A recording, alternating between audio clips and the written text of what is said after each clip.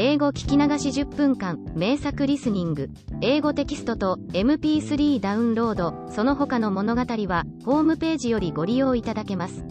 88thpp.com 88thpp.com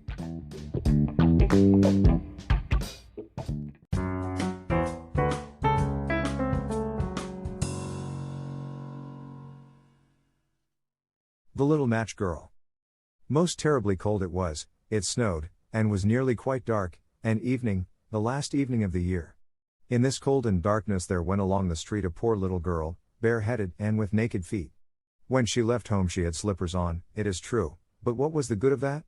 They were very large slippers, which her mother had hitherto worn, so large were they, and the poor little thing lost them as she scuffled away across the street, because of two carriages that rolled by dreadfully fast. One slipper was nowhere to be found, the other had been laid hold of by an urchin, and off he ran with it. He thought it would do capitally for a cradle when he some day or other should have children himself. So the little maiden walked on with her tiny naked feet, that were quite red and blue from cold. She carried a quantity of matches in an old apron, and she held a bundle of them in her hand. Nobody had bought anything of her the whole livelong day, no one had given her a single farthing. She crept along trembling with cold and hunger, a very picture of sorrow, the poor little thing. The flakes of snow covered her long fair hair, which fell in beautiful curls around her neck, but of that, of course, she never once now thought. From all the windows the candles were gleaming, and it smelt so deliciously of roast goose, for you know it was New Year's Eve. Yes, of that she thought. In a corner formed by two houses, of which one advanced more than the other, she seated herself down and cowered together. Her little feet she had drawn close up to her, but she grew colder and colder, and to go home she did not venture, for she had not sold any matches and could not bring a farthing of money. From her father she would certainly get blows, and at home it was cold too, for above her she had only the roof, through which the wind whistled, even though the largest cracks were stopped up with straw and rags. Her little hands were almost numbed with cold. Oh!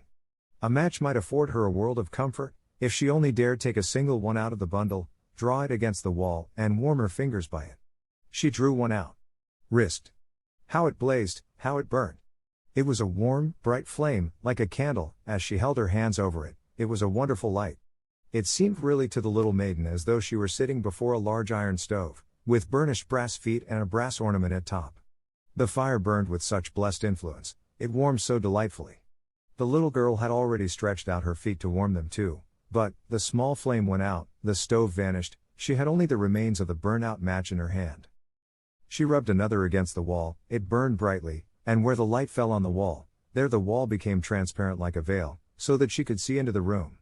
On the table was spread a snow-white tablecloth, upon it was a splendid porcelain service, and the roast goose was steaming famously with its stuffing of apple and dried plums.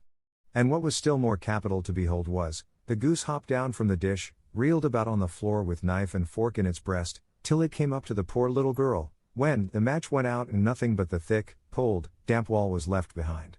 She lighted another match. Now there she was sitting under the most magnificent Christmas tree. It was still larger, and more decorated than the one which she had seen through the glass door in the rich merchant's house. Thousands of lights were burning on the green branches, and gaily colored pictures, such as she had seen in the shop windows, looked down upon her.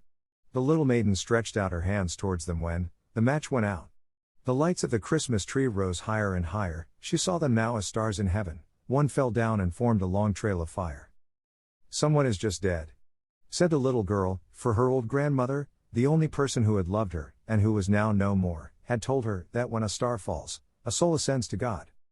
She drew another match against the wall, it was again light, and in the luster there stood the old grandmother, so bright and radiant, so mild, and with such an expression of love. "Grandmother!"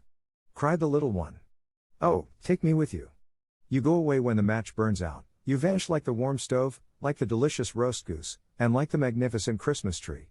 And she rubbed the whole bundle of matches quickly against the wall, for she wanted to be quite sure of keeping her grandmother near her. And the matches gave such a brilliant light that it was brighter than at noonday. Never formerly had the grandmother been so beautiful and so tall.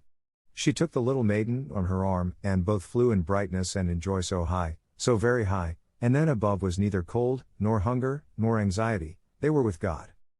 But in the corner, at the cold hour of dawn, sat the poor girl, with rosy cheeks and with a smiling mouth, leaning against the wall, frozen to death on the last evening of the old year. Stiff and stark sat the child there with her matches, of which one bundle had been burnt. She wanted to warm herself, people said. No one had the slightest suspicion of what beautiful things she had seen, no one even dreamed of the splendor in which, with her grandmother, she had entered on the joys of a new year.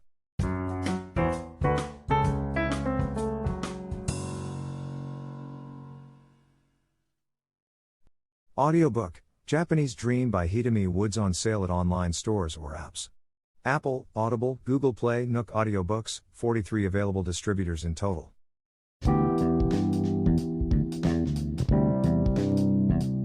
英語聞き流し10分間、名作リスニング、英語テキストと MP3 ダウンロード、その他の物語は、ホームページよりご利用いただけます。88thpp.com 88thpp.com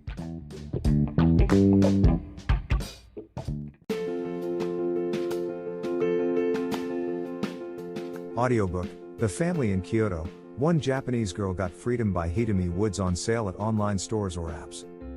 Apple Books, Google Play, Audible, 43 available distributors in total.